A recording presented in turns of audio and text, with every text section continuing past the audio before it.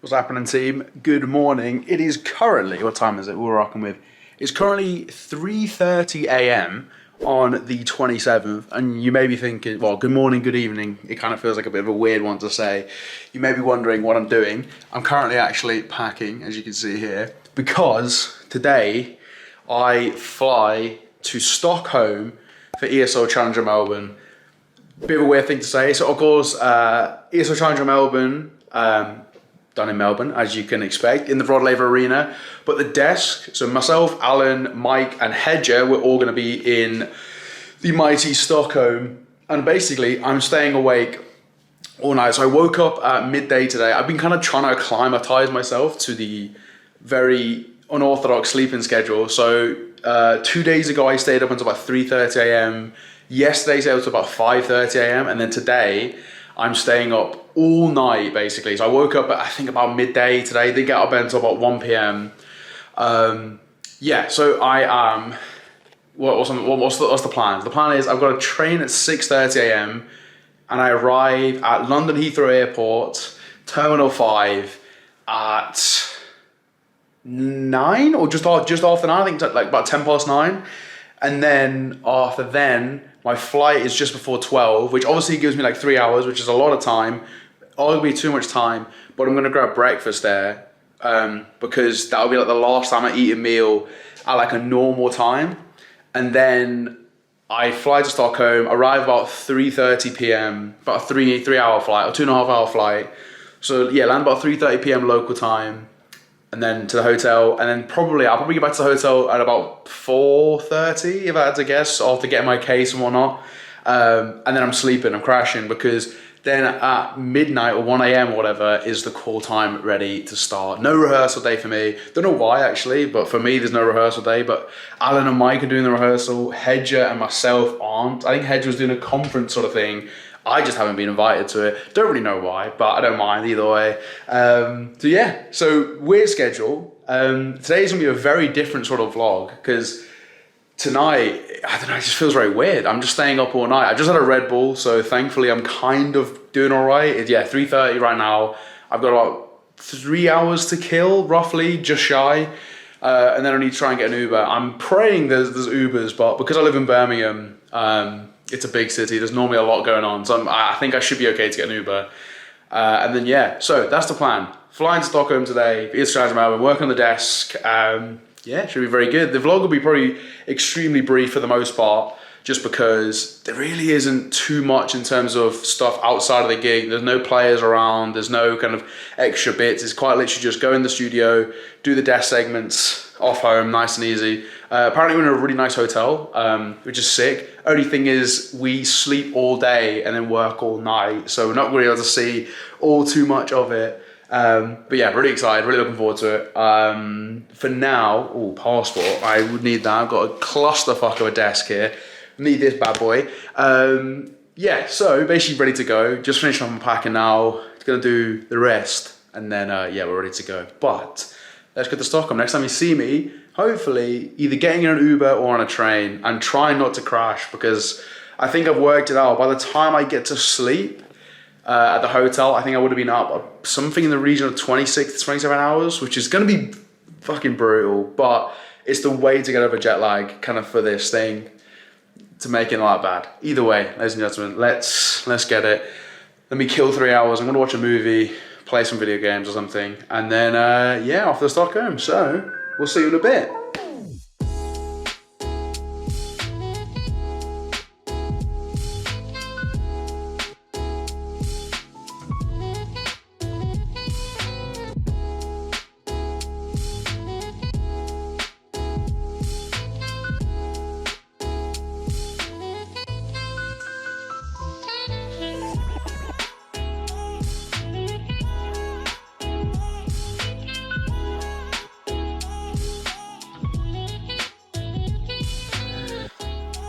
Right, good morning team. It is about 1:30 in the morning and I feel amazing. I feel refreshed and awake and all of the good stuff. I feel like a normal person again. So it's good to see. It's good to see. So I've realised what games won. I'm on three best of ones today. The final best of ones of the day, which is Rare Atom versus...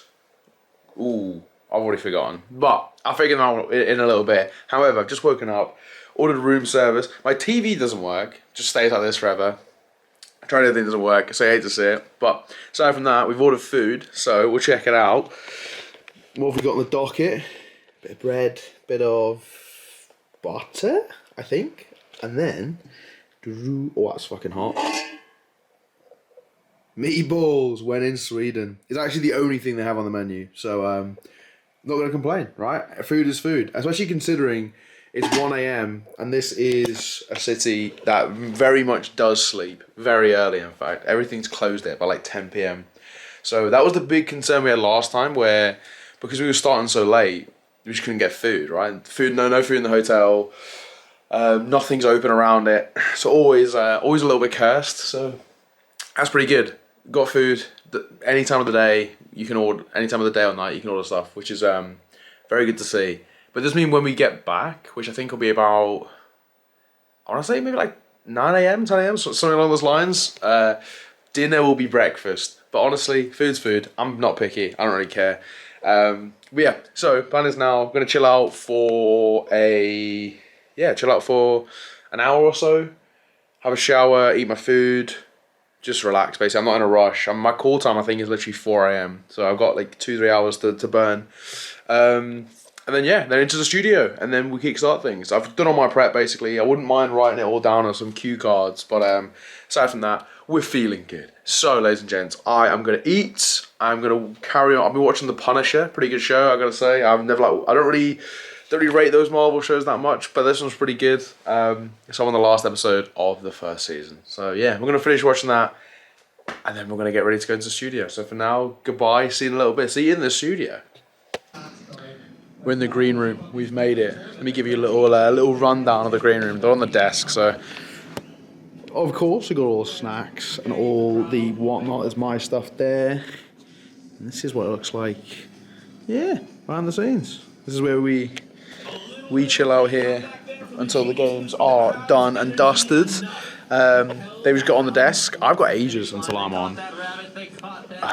EG have just lost to the Aussies, but it's good to see Graham winning. So, very good. Either way, this is what it looks like.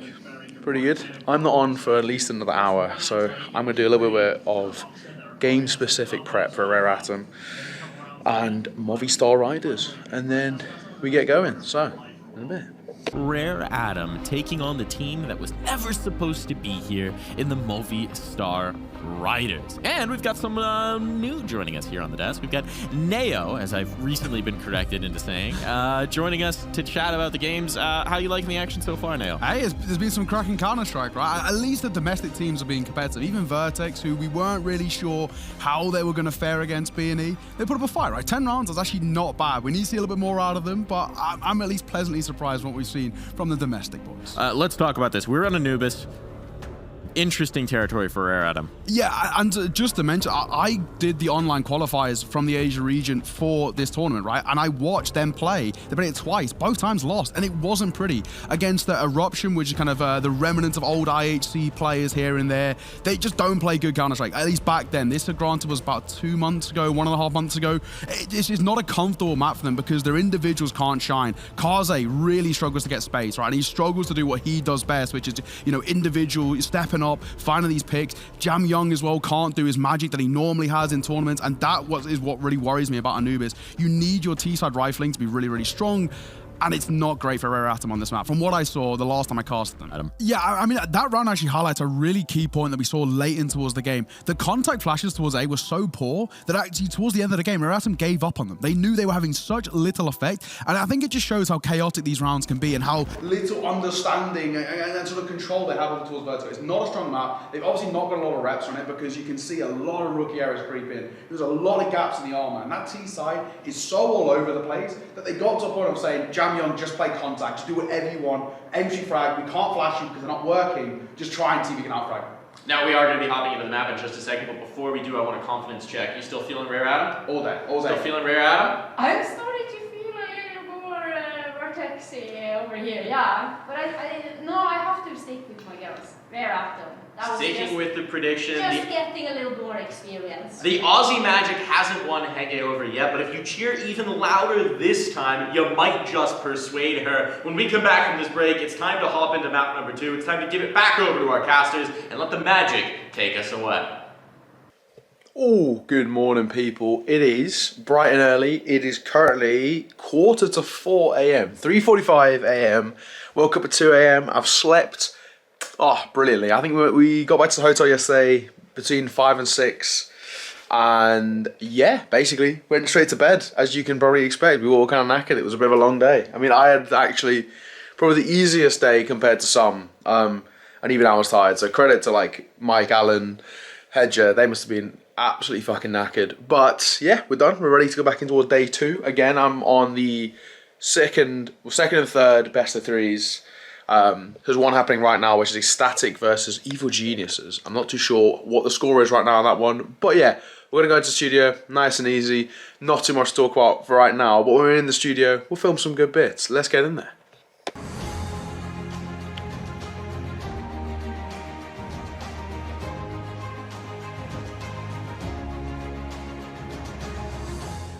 Time to adapt and settle in. Yeah, get used to the climates, right? I think B&E are a side that when they get confident, when they get comfortable in their Counter-Strike, my God, are they a scary team to come against. And in this matchup specifically, I think there's definitely going to be a little bit of fear coming through from Rare Atom.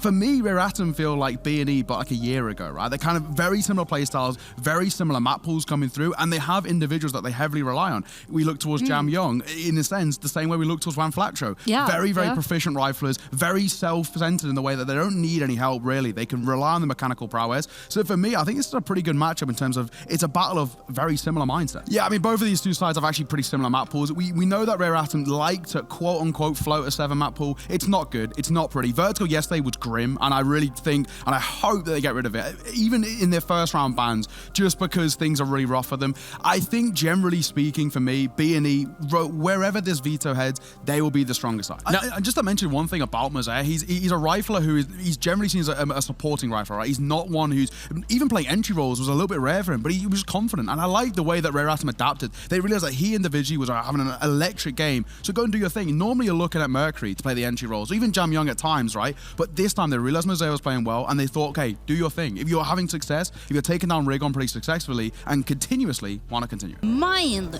just have a look at some of these frags and Ne0. Why don't you talk us through them? Yeah, I mean, again, right, Jam Young is one of those players who's mechanically so gifted, and he's very kind of, in a way, he doesn't require support all too often. He's very self-sufficient, and I think that alone is what makes him so scary as an individual. But the big thing for me about Jam Young, that we mentioned it earlier, as a pit player, unbelievable, so talented, time after time, locking down that position, making it look easy. B&E had no entry in towards A, and hey, it made their life a living hell.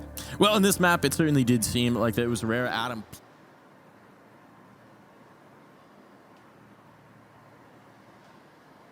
They did it the hard way. They battled back the reverse sweep, the comeback on overpass, but you just can't keep a bad eagle down, and now they've booked their spot where they should have been all along on Sunday, Championship Sunday, in the playoffs. Yeah, I mean, when we talk about kind of mentality monsters, right, from B&E, that is huge. They look down and out, 10-5 down at the half, and you're thinking they've thrown away the perfect opportunity in a map in which, you know, traditionally Rare Atom aren't too good on against top-level EU teams, and somehow, some way, they just found this second win. There was a little bit of gas left in the tank, and my God, did they make it work. Left standing, the king of Australian Counter-Strike. It's time to get into the action. It's time to get into the desk here, and joining me to start the day, I've got Ne0 and I've got Allen. Good morning, mate. I guess good morning, Australia. Good evening, probably the vast majority of the rest of the world if you are watching. Finals day, right? It's always kind of the excitement. The tensions are building up, leading in towards today. There's a lot of good games, a lot of good teams there as well. I'm excited, man. No, I feel like there's going to be a definite, very prominent sixth man, you know, helping out Greyhound here. The crowd, they've been electric the entire time. Whenever the Aussie teams have been playing, even Rare Atom as well, they have very, very good crowd support coming through. And I'm probably going to expect more of the same in towards today's action. I mean, Greyhound been playing some cracking Counter-Strike. Last time out in Melbourne, they didn't make it to playoffs. They got knocked out in the final stage in that last kind of best of 3 to not make it there. there. Now they've proved themselves. They got to playoffs, and it's time to, of course, try and cause yet another upset. Time for you to make your predictions. Ne0, who do you think's winning this? I'm only going one way, brother. I've come prepared. It's only going to be Greyhound, baby. I'm all in. I'm all in with Greyhound. I'm here for the Hopium. I'm here for the Aussie Counter-Strike. For me, Greyhound are taking this in 3. I'm much more confident this is going to be a 3-map than a 2-map series, but it's going the way of Bad News Eagles. This is not a good matchup for Greyhound, and they needed someone else to take Beanie out of this tournament. As we enter our 3rd map, how are you fellows feeling about the confidence check here? I mean, for me personally, when I came in towards this one, I said if Greyhound are going to win this, they have to do it in 3. We always knew Mirage was going to be, it was going to be one-sided. We didn't expect as much of a blowout, but we knew it was going to be not the greatest map for them coming in. We said it, they're going to do an Ancient. And for me, in my eyes, statistically, it actually looks like a pretty good map for them. I think on paper, there's a world in which they can carry on the confidence from Inferno heading in towards the likes of Ancient, and actually potentially even take it 2-1. Oh, hello team. Just like that, we are done. We're home, as you can see by the setup. I'm missing the shoes because they're in my case, but we're home. We're finally done. It's been a long travel day, actually. We checked out the hotel at 12, and then me and Hedger had a very similar flight time, so we had a cab to the airport together. So we spent basically most of the day just exploring Stockholm. It's quite nice. Got a coffee, went for a walk. And then we ended up doing like 11,000 steps or whatever without even really realizing it. And it was good. We went to some big park. It's basically all I can explain it. It was pretty nice. And then yeah, came back. It was pretty good. I mean, I didn't really vlog too much of it, but it was good. And then I traveled home. And my flight was about 2.5 hours. And all I did was watch. What did I watch?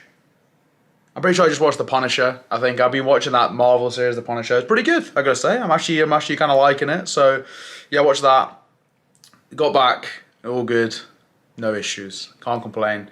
But yeah, basically all done now, which is kind of wild. I actually also somehow reset my sleep schedule. On the last day, I just stayed up the whole day, and I went to bed at like midnight, even though I woke up at like midnight. So I accidentally stayed up for like 24 hours. Didn't even realize. I didn't feel that tired either. And went to bed normal sleep schedule. And now I feel fine. So I remember last time it was much harder to get back into the sleep schedule. So I somehow reset it. But either way, we're good. So yeah, all done. I mean, obviously Melbourne's always a pleasure to work. Always love working it. It's weird time zones, but it's fun. It really tests you as an analyst and a commentator and all the rest, but it was a pleasure. Obviously, work alongside Alan and Mike. I've worked alongside them multiple times. Always a pleasure, and Hedger as well, right? It's always fun. Always get the jokes. So yeah, no complaints. It was top stuff. It was a really good event. Obviously, as always, huge thank you to ESL, to DreamHack, and all the rest for bringing me out, because I always do love it. For now, I just got in. I think I got in the house, in the apartment, at 11:45. It's about 10 past midnight now. I've sat down, I've changed, I've had a little rest and something to eat, something to drink. I'm all good. So yeah, that is it basically, done and dusted. So I am going to call it a night. Thank you again for all the support, for the love. Yeah, for now, we're gonna bid you all farewell. I appreciate you joining me. Lots of love. I'll see you all whenever the next one is. Maybe soon. See you in a bit.